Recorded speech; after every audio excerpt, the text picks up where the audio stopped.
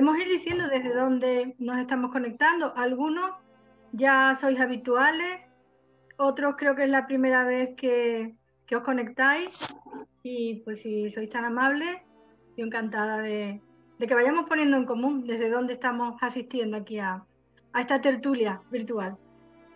Yo soy de Argentina, la segunda vez que te escucho. Ah, muy bien, pues estupendo, muchísimas gracias. Bueno, yo tengo algunos que puedo decir. ¿Sí? La vez anterior te escuché y me gustó mucho. Ah, pues me alegro mucho. La vez anterior fue Margalit Matitiau, que la tenemos aquí Buenas con tardes nosotros. A todos. Hola. Hola. Hola. Hola. Hola. Hola, ¿cómo están todos? Hola, Liliana. Mucho tiempo. Hola, buenas tardes. Hola, Liliana. ¿Qué tal? ¿Cómo están? Pues muy bien. Aquí encantado, yo encantada de estar de nuevo aquí juntos. Buenas tardes, de Utrera, Sevilla, España. Hombre, Antonio, buenas Pepa? tardes. Me alegro de verte, me alegro de verte y de escucharte. Un antiguo alumno mío. Sí. Es verdad. Y todavía tiene ganas de seguir. Del aula de la experiencia. El aula de la experiencia de la Universidad de Sevilla, ¿verdad? Pues yo encantada, ¿eh? Me alegra mucho verte por aquí. Muchas gracias, igualmente.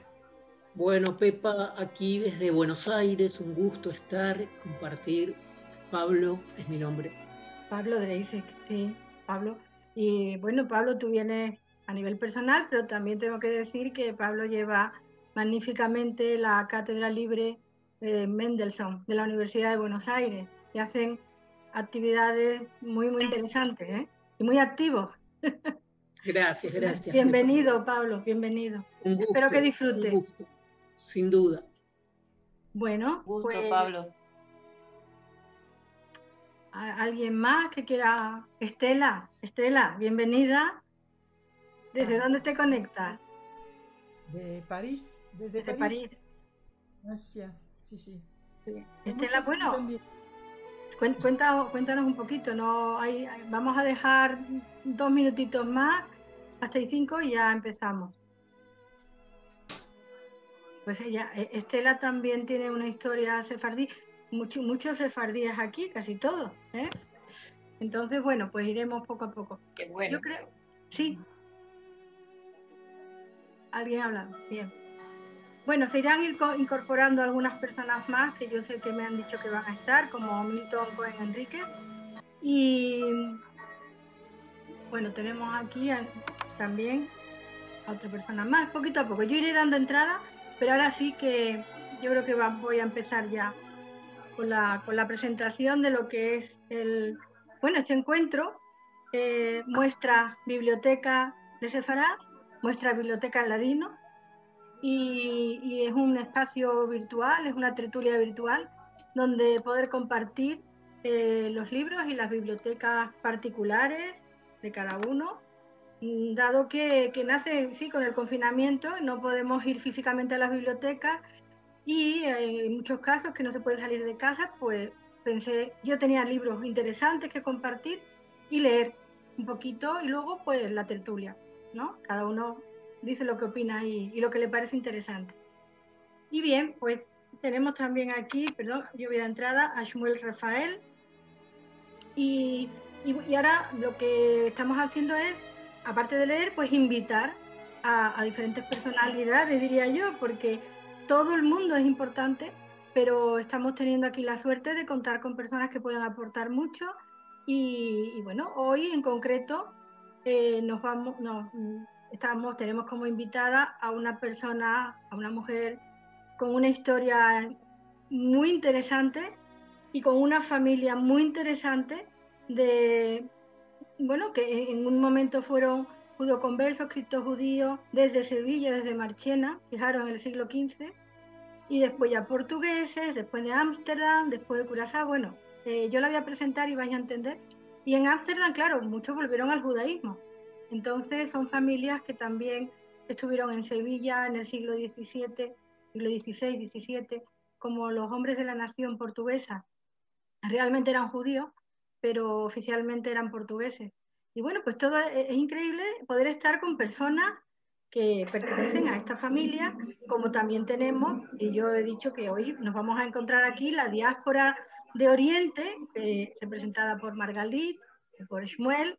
Shmuel, buenas tardes, que te he visto, te he dado entrada por ahí, pero no te veo ahora mismo. Sí, hola, buenas tardes. Buenas tardes.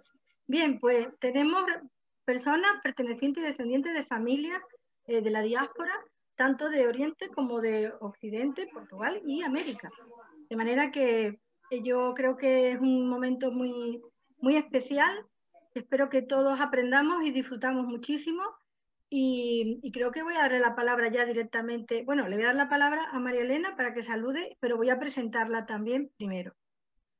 María Elena, ¿dónde está? ¿Quién es? Muy bien. María Elena Cuartas de Marchena. Bueno, y antes voy a contar cómo la conozco. Yo la conocí hace 2 años, que organizamos junto con el Ayuntamiento de Marchena un acto oficial simbólico de bienvenida a los judíos que tuvieron que salir de allí. Bien como judíos conversos, pero que son familias que luego efectivamente están por el mundo. Y bueno, yo la invité a que viniera como representante de esa familia. María Elena pues vino y ya nos conocimos, una persona absolutamente maravillosa, y hemos seguido en contacto y sobre todo tratando de investigar toda esta historia, una gran parte de ella oculta, o desde luego no abiertamente conocida, de este tipo de familias que tuvieron que hacer esta diáspora tan interesante, ¿no? Bien, pues María Elena, como digo, ella es nacida en La Habana, en Cuba, de una familia cubana. Hola, Yanib. Cubana. Hola, por hola. De padres que provenían de familia criolla proveniente de España y de Santander. Y por parte de madre, judíos sefardíes, bueno, que ya estaban allí en Curazao. La familia de Marchena llega a Curazao pues en el año, a partir de 1600, lo tengo por aquí, 1659, que también van a ir llegando a Ámsterdam. Y de allí pasan a las Antillas holandesas. Bueno, María Elena, su familia en Cuba en 1960, con la llegada de Fidel Castro, pues se van a ir de nuevo a Curazao. Y ahí es donde ella se va a estudiar primaria, secundaria, y va a aprender varias lenguas, pero entre ellas el papiamento, de la cual nos hablará. Y en 1975, María Elena se marcha a Holanda, a Ámsterdam. Allí estudia en la Universidad Católica de Nijmegen, no sé si lo pronuncio bien, y va a estudiar leyes y se especializa en Derecho Internacional y de Europa, de la Unión Europea. Y desde 1985 trabaja como jefa del gabinete de la alcaldía de Ámsterdam, donde ella va a trabajar ahí. Van a pasar 4 alcaldes, 2 de ellos judíos. Posteriormente está ya en el consejo de la ciudad de Ámsterdam para la creación de un museo sobre la esclavitud y la participación que tuvo Holanda en todo el tema del comercio de esclavos. De manera que, como veis, es una persona muy interesante, pero sobre todo, María Elena, yo quiero decir de nuevo, es una sefardí de pro que está investigando los orígenes de su familia, que ya tiene mucho conocido y mucho avanzado, y con la cual pues yo espero que podamos colaborar para, a través de ese estudio de familia, de diásporas familiares, también podamos extraer conclusiones sobre la historia general de España, de los judíos y de los sefardíes. Y ya me callo y te cedo la palabra, María Elena. Bienvenida. Gracias. Gracias, Pepa, muchas gracias. Es un placer y un honor estar aquí contigo, con todos ustedes, y bueno, y poder dar esta pequeña charla sobre los sefarditas de Curazao a base del libro de este señor que se llama Isaac M. Emanuel. Espero que puedan ver el libro, y como ven es un libro súper grande, súper grueso, que casi no lo puedo ni mantener cuando estoy aquí hablando con ustedes delante del Zoom. Más de casi 600 páginas tiene este libro. ¿Y por qué este libro? La última vez que tuvimos la charla de Fe y Paz, estuvo hablando Margalit, y Margalit habló sobre este señor. Ella mencionó a Isaac Emanuel, que también escribió un libro sobre los judíos de Salónica. Y al decir ese nombre, yo pensé, pero bueno, ¿cómo es que me suena tanto este nombre? ¿Cómo es que me suena? Y fui a buscar y me encontré con el libro que tengo en casa desde hace, bueno, como 20, 30 años, que lo compré una vez en un anticuariado aquí en Ámsterdam, por la suma inmensa en ese entonces para mí, que yo era, bueno, casi acabando de estudiar mis estudios, de 350 florines de Holanda, que para mí eso era algo que yo no podía ni imaginar de pagar algo así, pero lo pagué. Muy contenta de haberlo pagado y voy a decir algo sobre el libro, sobre la persona Emanuel. Creo que hay gente aquí que sabe más sobre él que yo. Voy a decir cómo él llegó a Curazao, qué fue lo que hizo y qué significa este libro. Y aparte de este libro, nombrando ciertas cosas del libro, les voy a decir algo de los nombres de las familias que él investigó y que son las familias que viven en Curazao y que también están en el cementerio. Y les voy a decir algo sobre los idiomas que se hablan en Curazao. Y si tenemos tiempo, ilustraré una o dos familias, tal vez tres, si tenemos tiempo, de las que él investigó y las que están en el libro. Así que eso es más o menos lo que pienso decir. Si quieren hacer preguntas, no, creo que mejor al final que interrumpirme, especialmente porque me cuesta mirar quién quiere hacer una pregunta o no. Pero vamos a ver. Así que el libro este de Emanuel fue una obra, una labor de casi 20 años que le tomó para escribir este libro. Emanuel vino a Curazao en el año 36 como el rabino de la congregación de los judíos sefarditas, que es la congregación Mikveh Israel. Él, siendo rabino ahí, se interesó por la congregación.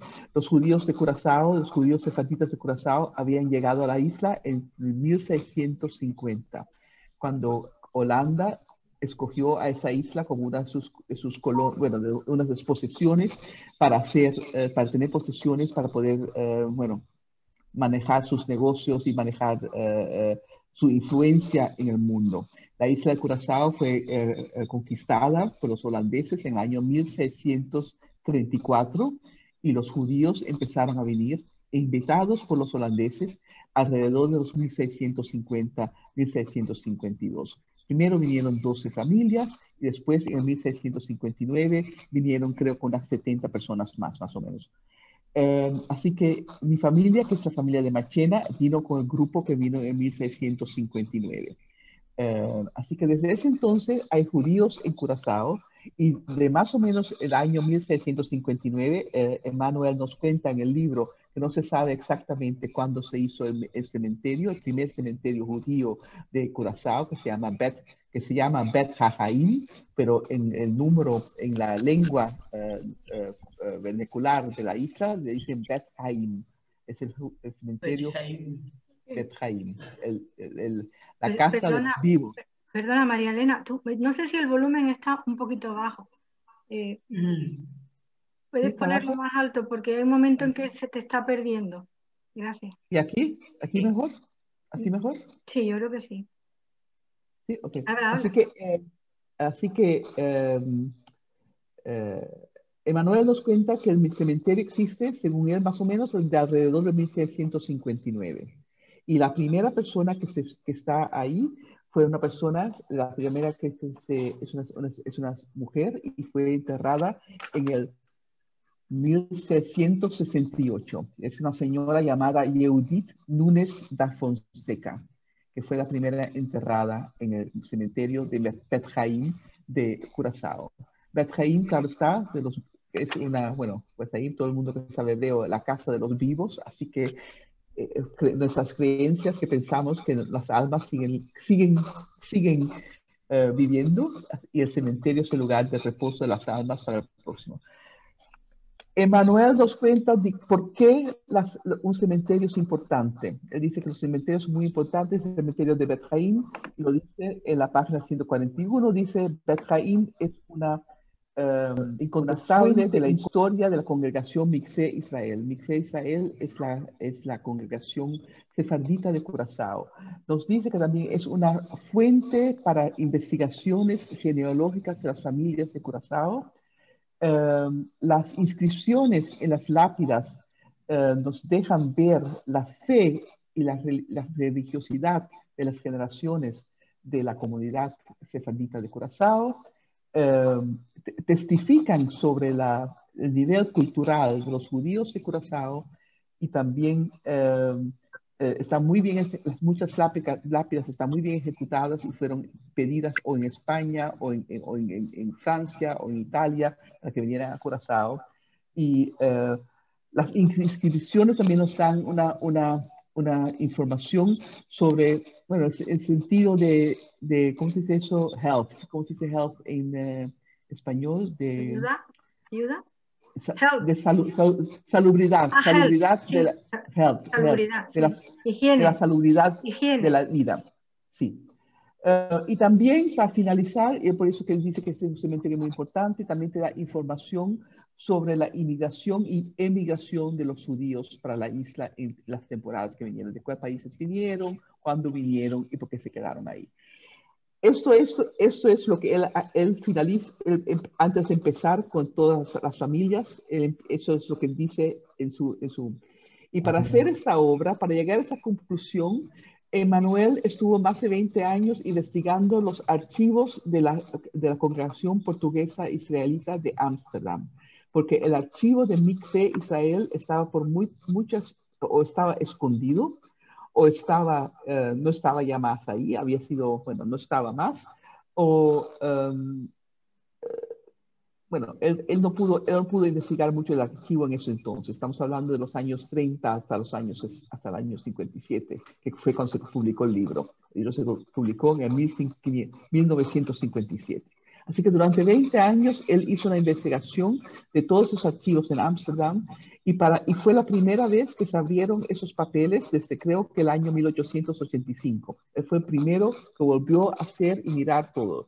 Y mirando las lápidas que él había fotografiado, porque antes de hacer esta investigación, él fotografió todas las lápidas que aún estaban, que estaban legibles. Y aparte, mirando las lápidas, él fue combinando esos nombres con lo que encontraba en los archivos de Ámsterdam. Así que una labor súper, ¿cómo te voy a decir? Casi de un monje, como se decían antes los monjes que estaban y que estaban mirando. Una labor muy ardua y el primero de hacer esa labor para la comunidad Mikvé Israel de Curazao. Así que él fue el primero de hacer esa labor y empezar con la historia y también empezar con la historia de las familias. Porque el libro de Precious Stones es un primer tomo de un doble proyecto. Y el doble proyecto, el segundo tomo, sería la historia de las familias. Pero en las familias, ese segundo tomo no se publicó en 1957 por muchas razones, pero se publicó en 1970. Así que cuando se vino este libro, eran solamente las lápidas, el cementerio y ¿cómo se llama? El cementerio y los nombres, que ahí más o menos ya empieza a contar cómo fueron las familias. Eso es lo primero que yo quiero decir. Como saben, los cementerios ocupan un lugar muy importante en la vida de los judíos sefarditas. Un cementerio representa el nivel cultural de una comunidad. Su mantención y su preservación inviolable son vistas como obligaciones, mitzvot, vitales de las comunidades sefarditas. Y tener un lugar de reposo para sus muertos es también un mitzvot. Así que una de las primeras cosas que hicieron los judíos al llegar a Curazao es comprar un pedazo de terreno para hacer su cementerio. Eso en general. Bet Haim, Casa de la Vida. Después ha habido otros cementerios en Curazao judíos, porque este cementerio se llenó, vamos a decirlo así, y hay dos otros cementerios judíos en Curazao. Uno que se llama también de Mikvé Israel, porque está en otro sitio, y uno de la comunidad sefardita reformada, que está también enfrente del segundo cementerio de Mikvé Israel. Así que ese es el terreno de investigación de Emmanuel para hacer este libro. Él mirando las tumbas dice, voy a decir ahora algo de los nombres y apellidos que aparecen en el libro según Emmanuel. Él nos dice que hasta los principios del siglo XX, los nombres de los judíos de Curazao eran sacados directamente de la Torá y de la Biblia. Eran nombres como Eliyahu, Mordejai, Moshe, Sará, Abigail, Leá, Yael, bueno, esta clase de libro. Isaac Emmanuel dice, esta costumbre, eso es una cosa que estoy diciendo, que él mismo lo dice en el libro, esta costumbre atesta al orgullo de los sefarditas de sus orígenes judíos. Eso fue hasta el principio de más o menos los años 20 y después con la modernidad se empezaron también a dar nombres más generales, más modernos, como también se ve en los Estados Unidos. Los apellidos que aparecen de los judíos de Curazao se pueden dividir en 3 categorías. La primera categoría son nombres judíos de origen árabe. Y por ejemplo, Abbas, Abenatar, Abendana, Abensur, Abesadit, Aboab, Acohen, Gabai, Honeb, Gaon, Yesurun, Alevi, Naar o Nahar, Rafael, Salom, Sarfati, Uziel. Esos son nombres que aparecen también en las lápidas. Y también hay más, ¿no? Solo estoy dando unos cuantos ejemplos, pero son nombres que aparecen en las lápidas del cementerio Bet Haim. La segunda categoría de los nombres son lo que Manuel llama nombres de origen hispano-portugués. Ejemplos son Almeida, Álvarez, Alba, Andrade, Belmonte, Brandón, Castro, da Costa, da Fonseca, García, Gómez, Enríquez, León, Lobo, Lindo, López, Marchena, Méndez, Miranda, Oliveira, Peña, Salas, Senior, da Silva, de Sola, Vieira y otros. Esos son los nombres que tienen un directo enlace con el mundo hispano ibérico o portugués ibérico. Y la tercera categoría es una combinación de nombres, de nombre judío y un nombre no judío, muchas veces de origen ibérico. Y los ejemplos son, por ejemplo, Cohen Enríquez, Abendana Pereira, Levi Maduro, Uziel Cardoso, Naar Enríquez.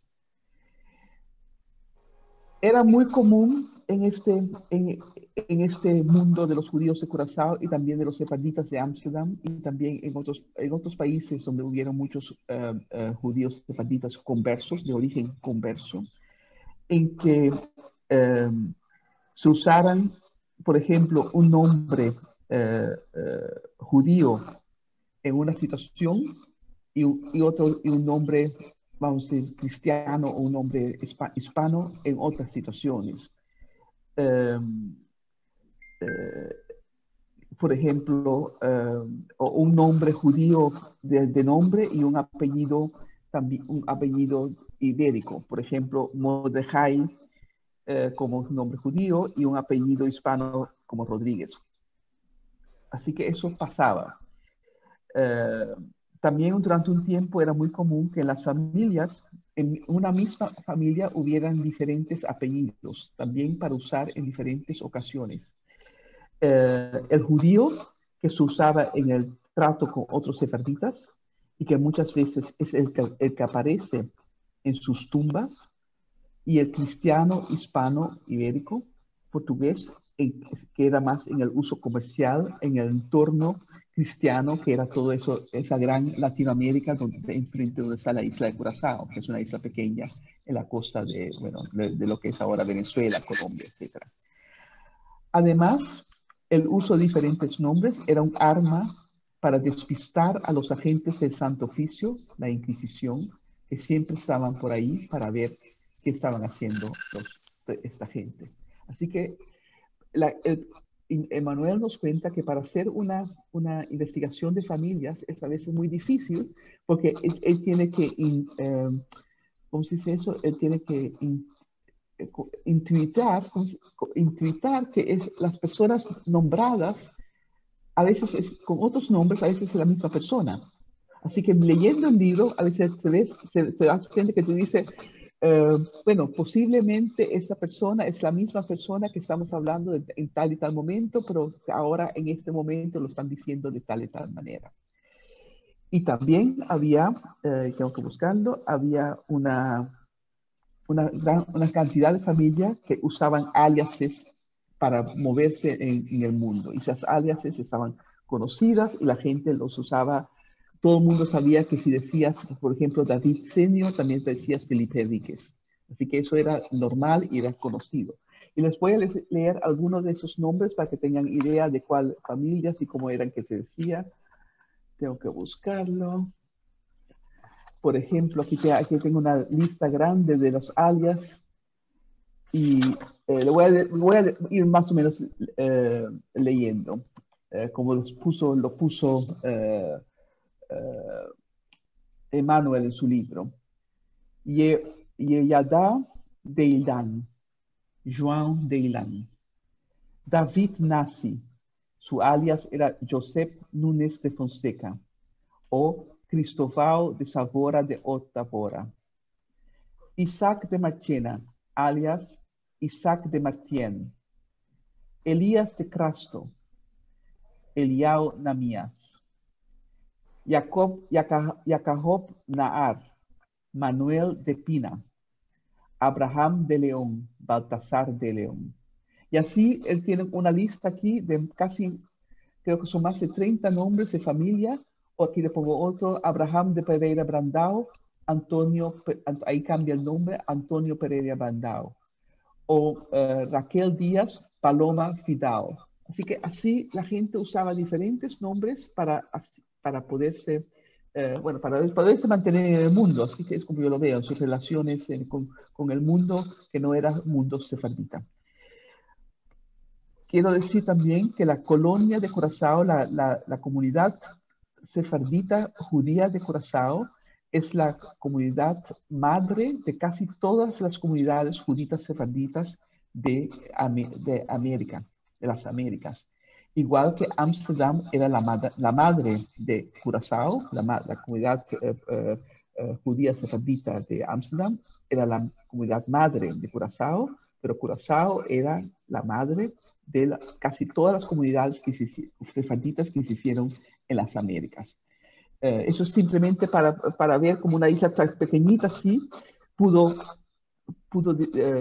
difundir el judaísmo en las Américas simplemente porque en Curazao les era posible ser judío, lo que no era posible en muchas otras partes. ¿Qué más quiero decir? Los nombres. Bueno, también que había casos que en una misma familia hermanos tuvieran apellidos diferentes. Y el Emmanuel nos da el ejemplo de los hermanos Felipe Enríquez y David Senior, que era una familia muy importante de Curazao, y que también la familia Senior también fue una familia importante en España y en Portugal, y también una de las primeras familias de llegar a Ámsterdam, cuando empezaron a llegar a Ámsterdam, porque Ámsterdam también, es importante saber, no tuvo judíos hasta 1590. Los primeros judíos que vinieron a Ámsterdam fueron en 1590. Ámsterdam no tuvo judíos en la Edad Media.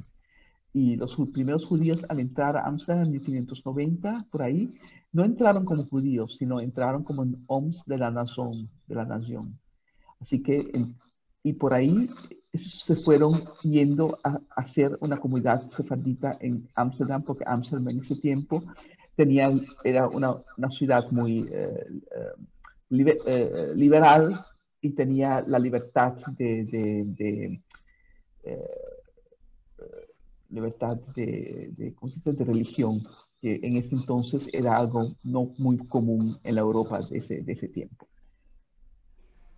Eso hasta ahora es lo que quiero decir los idiomas. Tendrá muchas preguntas, me imagino, pero seguimos ahora con los idiomas, porque eso también es interesante. Emmanuel nos cuenta que por la historia particular del pueblo judío, desde tiempos talmúdicos, el judío ha sido y ha tenido que ser multilingüal. Y durante la Edad Media, muchos judíos, y especialmente los procedentes de la península ibérica, sirvieron de intérprete en diversas cortes europeas, especialmente porque teniendo este don de la multilingüalidad. Y casualmente o no, porque no existe, a lo mejor no sirve, casualmente o no, el primer judío que pisó el suelo de Curazao fue Samuel Cohen, que vino con los holandeses de la compañía, West Indian Company, con la compañía de las Indias Occidentales, vamos a decirlo así, West Indian Company, vino como intérprete y era un intérprete para hablar español, así que era intérprete de habla castellana. Y en el mundo de los sefardíes era muy común encontrarse con libros escritos en diferentes idiomas en las bibliotecas de los sefardíes: hebreo, portugués, español, castellano, holandés, inglés, etc. Porque no estaba prohibido tampoco para los judíos sefarditas leer estos libros en estas lenguas. Y me parece, al leer lo que dice Emmanuel, que en el mundo ashkenazi eso era distinto, que no era bien visto si uno leía libros que no estaban escritos en hebreo o en el yiddish, y que no se trataba de un caso, que no era de un sujeto judío. Y también las lápidas del cementerio Beth Haim aparecen con inscripciones en diferentes idiomas de los que he puesto. Pero la mayoría de ellas son o en hebreo o en una combinación de dos idiomas: hebreo y español, hebreo y portugués, y más tarde también hebreo y holandés. Ahora, mirando esta cantidad de idiomas, la pregunta está: ¿qué idioma hablaban los judíos de Curazao? ¿Cuál era su idioma? La verdad es que en estos momentos la gente no sabe, no se puede decir exactamente qué hablaban. Pero hay algunas teorías. Emmanuel mismo nos dice que hasta el 1865 el idioma materno de los judíos de Curazao era el portugués. También este era el idioma que se usaba en la sinagoga. Nos dice en su libro, Emmanuel, que mi antepasado, el Cacam rabino Aarón Méndez Chumaceiro, fue el último en dar sermones en portugués en la SNOA es la sinagoga de Curazao. Después ya no más. Después ya vinieron los idiomas modernos del entorno de Curazao, que eran especialmente el español y el inglés. Y también con la infusión más de los holandeses, también se empezó a hablar también más holandés. Pero hasta ese entonces, Emmanuel nos dice que durante mucho tiempo, hasta mediados del siglo XIX, el portugués era escrupulosamente transmitido de generación a generación, manteniendo así la memoria de la patria ibérica perdida, igual como lo habían hecho los judíos de Salónica con el español en Salónica. Esto es lo que dice Emmanuel en su libro. Yo no estoy completamente de acuerdo, pero eso no importa, estoy hablando ahora del libro. El segundo idioma que él nombra, pero no elabora, es el idioma el papiamento. El papiamento es un idioma que hasta el día de hoy las Curazao, Aruba y Bonaire. Y Emmanuel no dice más de este idioma, de que el portugués de los judíos sefarditas de Curazao tuvo mucha influencia en el desenvolvimiento del portugués. Otras fuentes nos cuentan, y yo por experiencia propia sé, que el idioma de los judíos de Curazao, el idioma que usaban y usan para comunicarse entre sí, es el papiamento. Y este idioma ha sido el idioma vernacular desde a mediados del siglo XVIII. Desde más o menos en 1750, este ha sido el idioma que hablan los judíos entre sí. En la sinagoga sí el portugués, pero entre sí el papiamento. ¿Y qué decimos del español?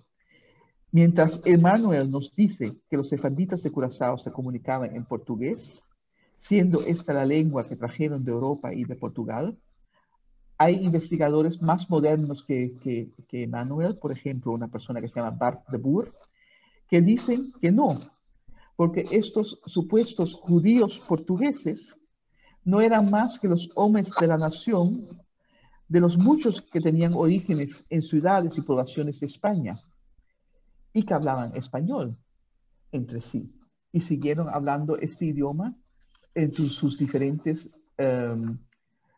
¿cómo se dice eso? Viajes y diásporas en el mundo sefardita occidental. El término portugués se empleaba a todo cual se presentaba como converso judío sefardita en esos siglos XVII y XVIII. Y también hay fuentes que hablan de los judíos sefarditas de Ámsterdam, que hablaban y se comunicaban en español y escribían en español. Así que ahí también puede ser que los judíos cuando fueron a Curazao entre sí hablaban en español. No hay motivo, no hay momento. Y se sabe que muchos sefarditas de Curazao mantenían contactos comerciales con las colonias españolas de América Latina. Es por eso que tenían esos aliases para poder entrar y salir como si fuera que eran españoles o para poder entrar y salir en las colonias. Y su dominio del español era fundamental en este contacto. Y también una de las razones por cual el gobierno holandés les pidió para que vinieran a Curazao. Y ahora también la pregunta que a lo mejor algunos de ustedes tienen, si se hablaba el ladino o si hay lápidas en ladino en Curazao. Y la respuesta es no.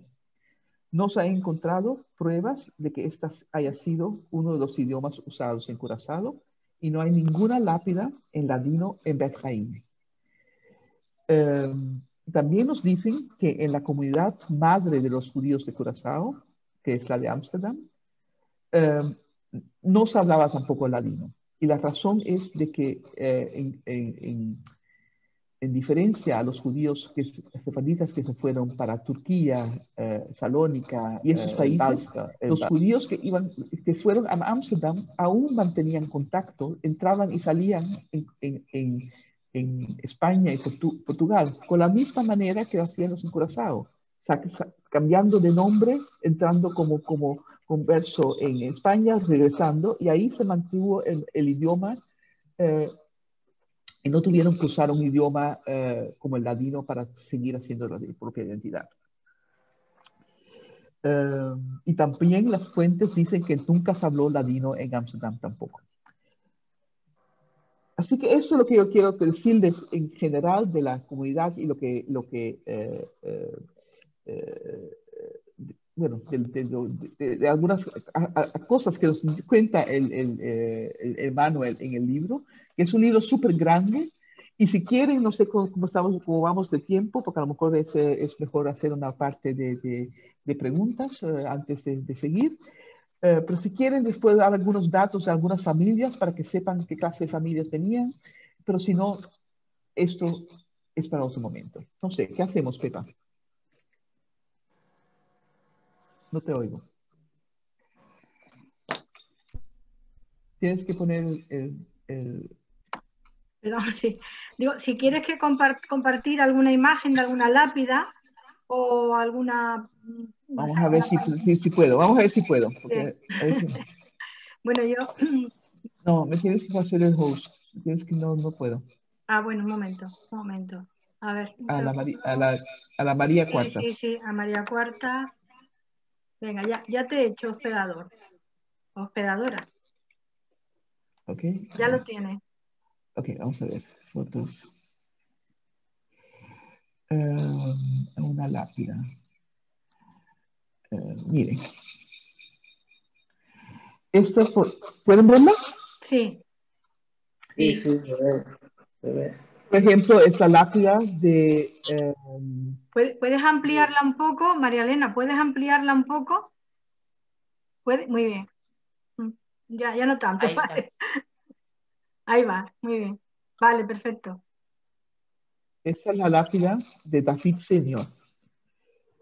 La familia Senior es una familia, nos cuenta la historia de la familia Senior y nos muestra el texto de la lápida de David Senior, que falleció en Curazao en 1749.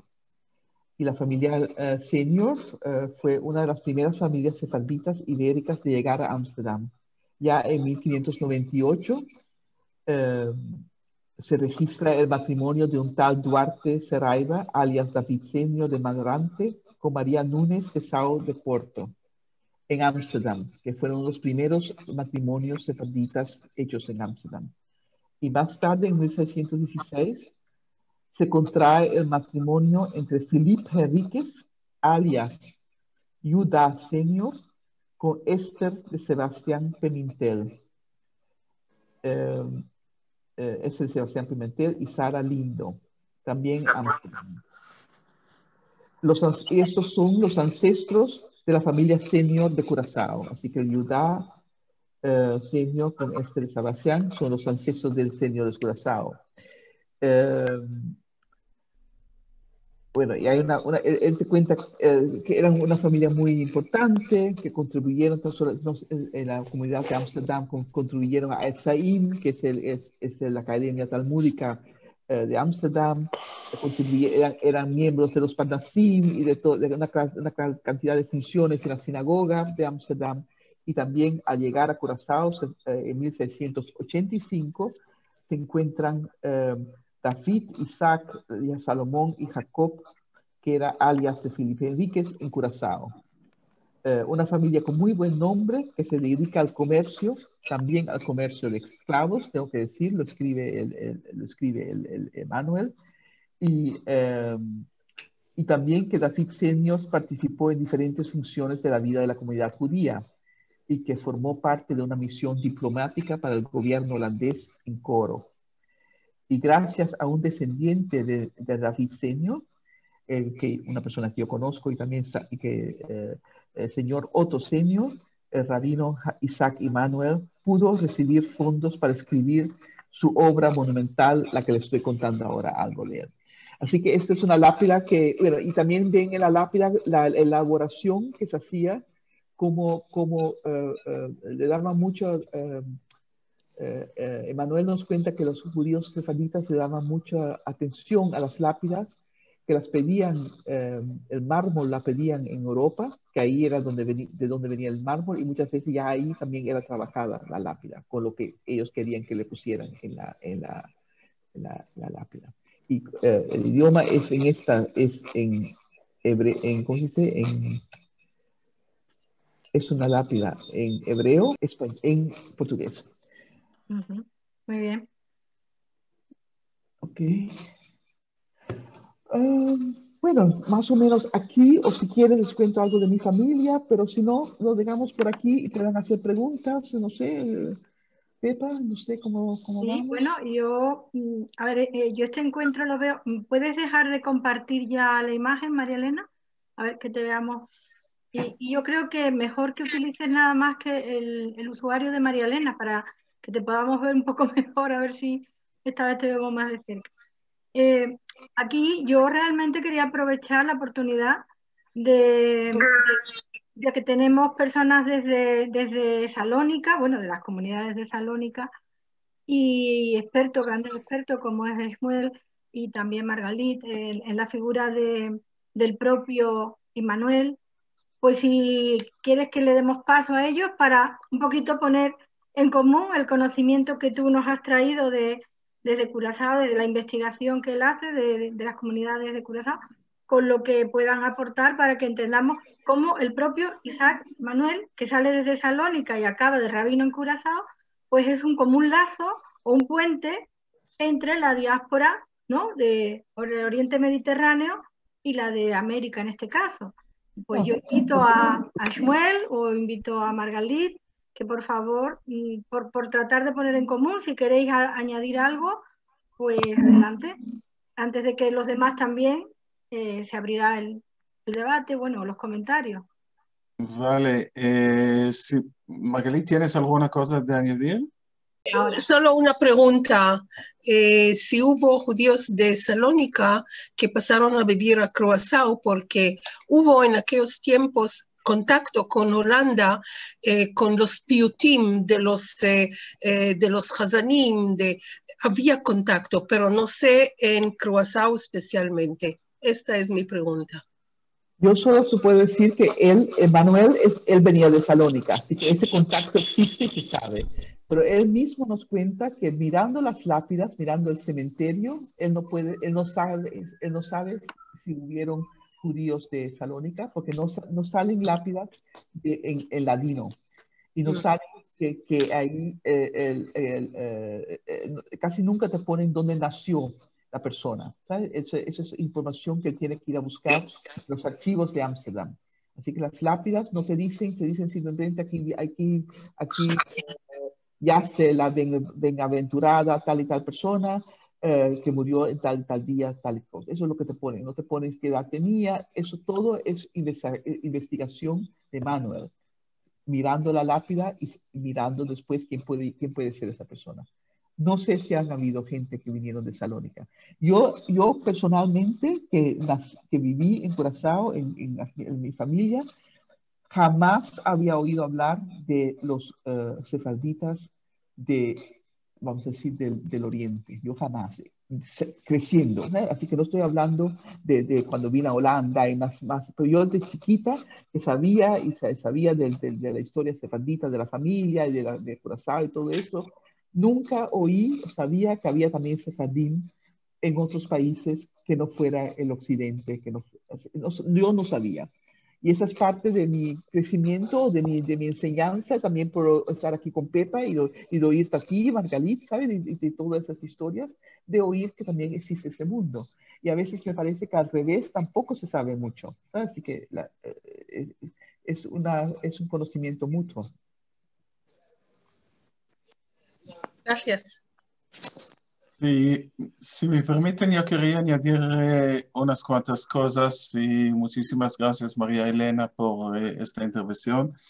Lo que nosotros sabemos es que Yitzhak Shemuel Immanuel nació en Salónica en 1899 y que su madre se llamaba Esther y su padre era Shmuel ben Yitzhak. En el día de su nacimiento falleció su madre y por esta razón él dedicó una de sus obras titulada como La historia de los sabios de Salónico. Dedicó este libro a la memoria de su madre.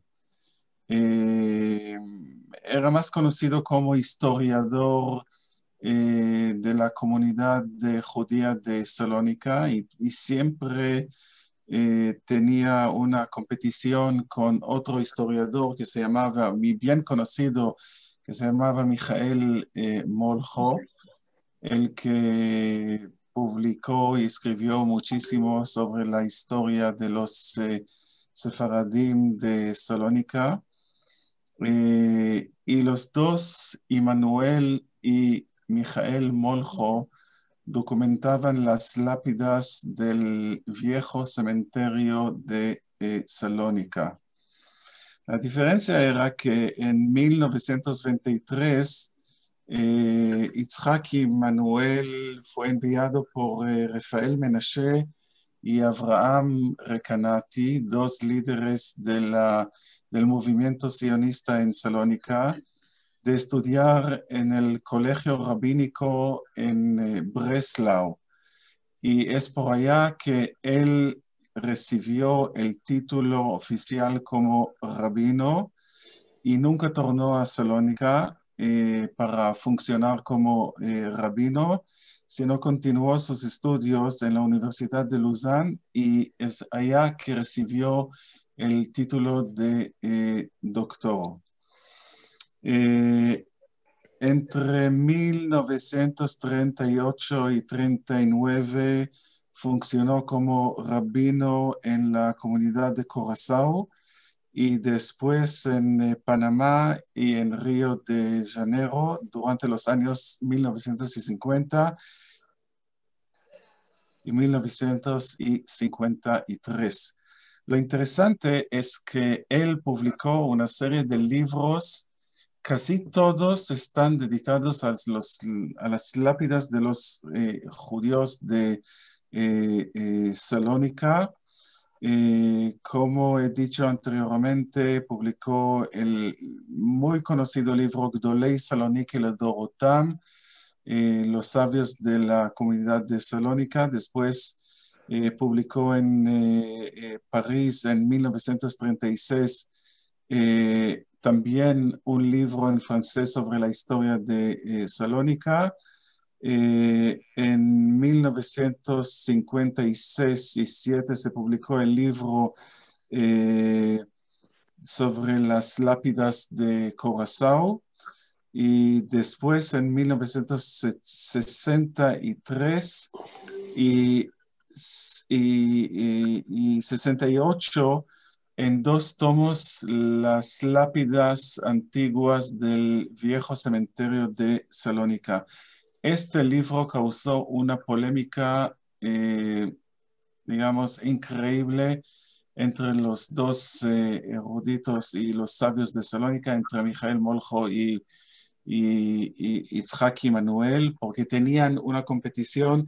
¿Quién es que va a publicar antes esta obra? Y es que fue Itzhaki Manuel. En 64 falleció Mijael Molcho, y después, solo después que pasaron 10 años, su obra se publicó en Tel Aviv y no en el Instituto Ben Tzvi como deseaba desde mucho tiempo Mijael Molcho. Y la información la llevo aquí esta información porque hay unos años que estoy escribiendo la monografía y, digamos, la biografía literaria de Mijael Molcho, y como los dos tenían un contacto muy, digamos, muy problemático, polémico, es que sabía estos detalles. Y nuevamente muchísimas gracias, María Elena, por esta información muy interesante para mí. ¿Cómo se dice? Hablando de lo polémico, estos 2 libros que escribió Emanuel sobre Curazao, Precious Stones, que salió en el año 1957, y The History of the Jews of the Netherlands Antilles, que salió en el 1970, ambos escritos por Emanuel. Esos 2 libros salieron también con una polémica enorme en las islas de Curazao. La polémica era, según yo intuyo y me acuerdo de cuando yo era muy pequeñita, porque yo era pequeña cuando salieron estos libros, era que algunas familias pensaban que Emanuel no le había dado demasiado cofet, no le había dado demasiado honor. Ellos pensaban que eran familias más importantes de las que otras familias. Así que, o decían que estás contando cosas que no queremos que cuentes. Y Emanuel siempre dice, pero yo no estoy yo nomás que me baso en lo que yo he visto en los archivos, ¿sabes? En las piezas, lo que yo me he encontrado. Yo no puedo hablar de algo que no me he encontrado. Así que, pero eso trajo bastante, polémica en la isla, parte de porque Emanuel en este mismo libro, Precious Stones, te dice en diferentes partes, te dice, bueno, esto de la familia te lo cuento en el libro que viene de las familias. Pero ese libro no se publicó hasta 13 años después. Y así que ya para publicar el primer tomo, el de las piedras, de las lápidas, él tuvo que pasar casi 20 años para recibir fondos, para recibir permiso, para que los farmacín y todo el mundo estuviera contento de que se fuera a publicar. Y pasaron otros 13 años más para que el segundo tomo, que él ya tenía preparado, porque claro está que después lo estuvo más elaborando, saliera en el año 1970. Así que yo creo que Emmanuel era una persona, viéndolo como él, era muy factual, no conozco la palabra en español, que se basa en hechos, se basa en, en hechos, en piezas que se encuentran en los archivos. No, él no está inventando, él no está ni inventando, y él tampoco está dándole, bueno, diciendo que una familia es muy, muy poderosa cuando no encuentra nada que quiere decir que es muy poderosa, bueno, para decirlo así. Pero esas son cosas que yo me acuerdo de pequeñita, que la gente hablaba, pero ¿cómo es que puede decirlo así? ¿Cómo es que escribió de esa familia tal? O que no escribió de tal familia tal, y que por eso la gente, el libro no era un libro polémico. Pero todo el mundo lo tenía. Ese libro era un libro que todas las familias judías tenían estas dos Biblias en su casa. Así que eso sí también me acuerdo. Muy, muy, muy interesante. La verdad es que yo creo que yo estoy muy contenta de que aquí en nuestra biblioteca podamos unir un poco el conocimiento, tanto a nivel de compartir libros, también de tradición oral, pero como bien dices, de las comunidades, que María Elena dice, yo no sabía nada de las comunidades de Salónica, y me parece que esto es, como comentábamos alguna vez, que es una necesidad, ¿no? El ir poniendo las piezas para de nuevo este puzzle tan enorme, tratar de ir poquito a poco en la medida que podamos y antes de que se vaya desapareciendo todavía más todo este conocimiento que hay disperso, ¿no? De la propia diáspora. Pues yo, muchísimas gracias, bueno, María Elena, por supuesto, muchísimas gracias, Shmuel, porque nos has aclarado cómo es que un investigador desde Salónica acaba llegando a Curazao, ¿no? Y bueno, yo abro el diálogo y los comentarios a quien quiera hacer alguna pregunta o comentar algo. Hola, ¿podría hacer una pregunta? Claro, cómo no. Adelante. Soy Susi Cruz. Muchas gracias por la interesantísima exposición.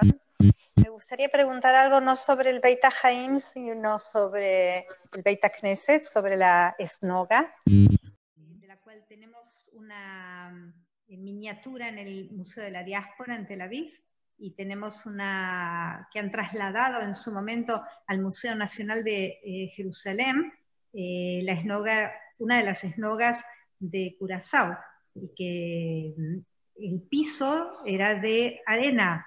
Y bueno, yo tengo varias explicaciones, pero me gustaría escuchar de una nativa la razón por la cual el piso era de arena. Lo que yo oí de mi abuela, que se crió en esa snoa, nosotros no decimos snoga, ni decimos snoga, sino decimos snoa, S-N-O-A, nosotros decimos snoa.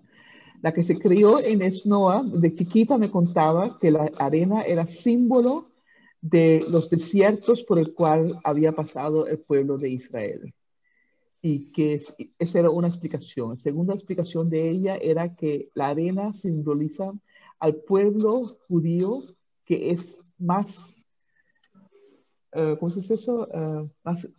No se puede contar al pueblo judío porque es como una arenal. Todos los granos de arena forman al pueblo judío. Y así que eso era la segunda explicación que me dio mi abuela cuando yo era pequeña. Y hay una explicación que es mucho más, por eso es una explicación más holandesa, que aquí cuando si estás aquí en Holanda, los pisos que eran de madera le ponían como una capita de arena para que no para que no te resbales y para mantener el piso. Y que al ir a Curazao, a lo mejor si algo se acostumbra, pero en vez de ponerle una capita, le pusieron arena. Pero bueno, a mí me gustan más las explicaciones que me dio mi abuela, que era más, bueno. Muy bien. Pues a ver, más preguntas. Muchas gracias. De nada. Más preguntas, más comentarios. A ver. No tenemos comentarios.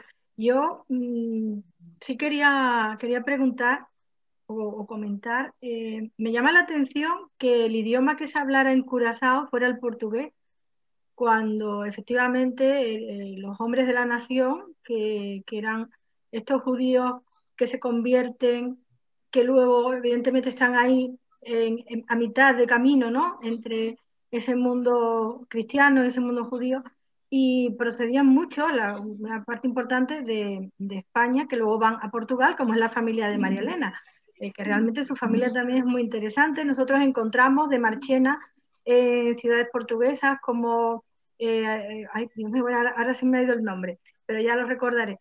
Entonces, ¿cómo era el portugués y no el español? Cuando en Ámsterdam efectivamente sí había bastante, se hablaba el español, ¿no?, y se escribía en español. Por eso también es parte de la polémica. Lo que dice Manuel, él escribió ese libro en 1957. Y después han habido otras investigaciones que dicen, de una parte dicen que no podemos saber qué idioma hablaban los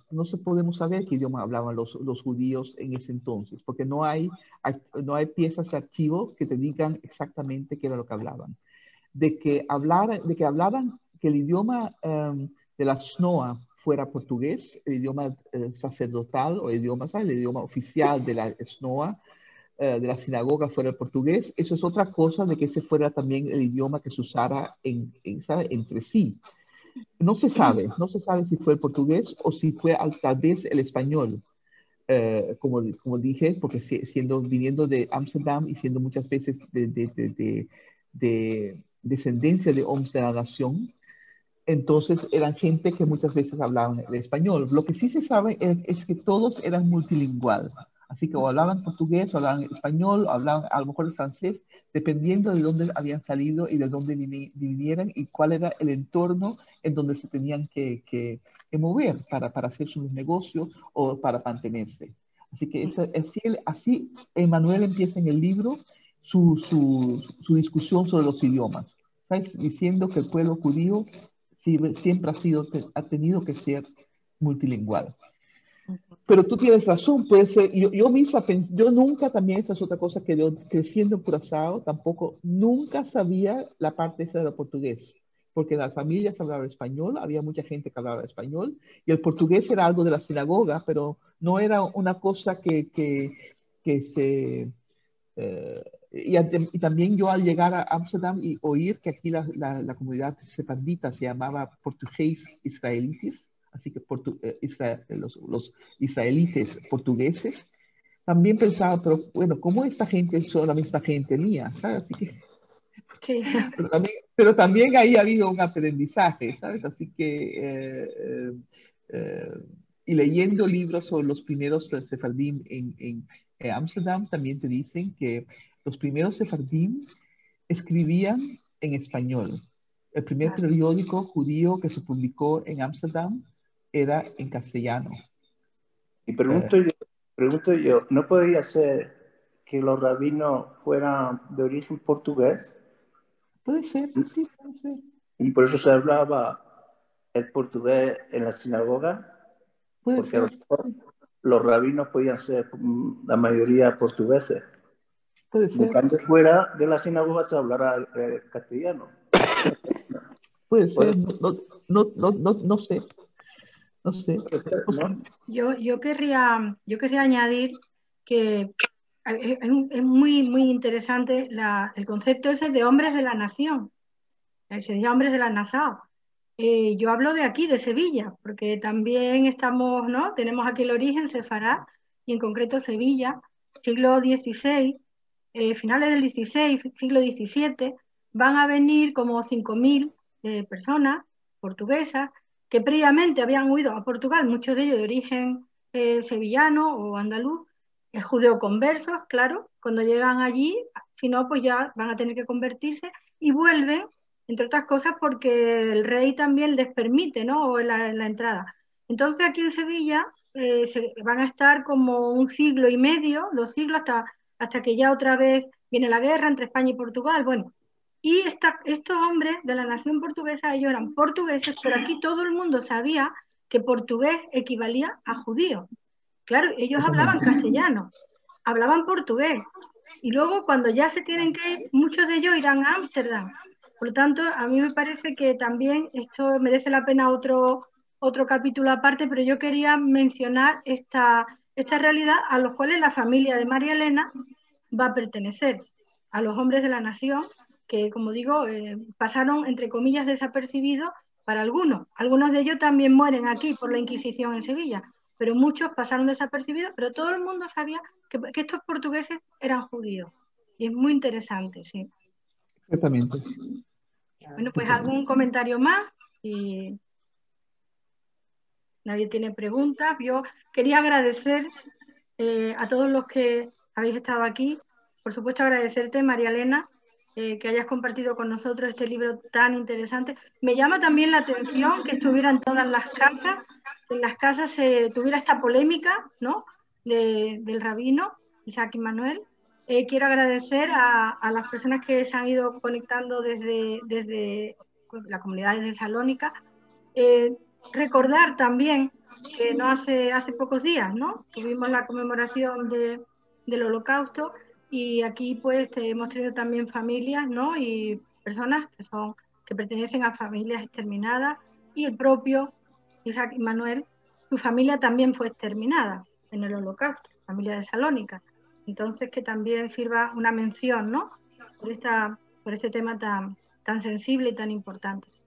Y hoy hemos tenido conectado también desde Marruecos a Vidarín Toussi, que él pues no ha participado, pero quiero decir que es una persona que se preocupa por defender lo que son las minorías, bueno, y por dar a conocer lo que se está perdiendo allí, que bueno, tanto el pueblo amazigh como el pueblo judío. Y también le quiero dar y agradecer que haya estado hoy aquí con nosotros, y a todos vosotros, a todos los que habéis venido. Y pues no me queda más nada. Si nadie quiere decir un último comentario, cerrar esta sesión, y espero que haya sido interesante, que hayamos aprendido y que hayamos disfrutado, que es de lo que se trata. Así es. Muy bien. Gracias.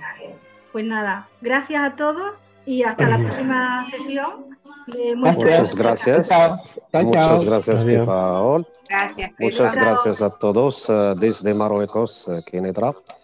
Bueno, quiero añadir una cosa, que hay una comunidad sefardí en Marruecos, en el norte de Marruecos, y quiero saber, pues desde los años 60 hay inmigración en el norte de Europa, también en España. Esta comunidad es que quiero preguntar si hay una comunidad sefardí marroquí en Holanda.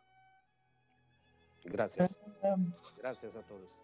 De antigüedad, si estamos hablando de los al principio, yo he oído de que los judíos sefarditas eran los embajadores de Holanda en Marruecos en los siglos XVII y XVIII. Pero es un tema que tengo que investigar más. Eso estamos hablando de la antigüedad.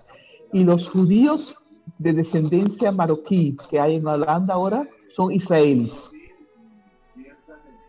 La mayoría de ellos son marroquíes, pero que vienen de Israel.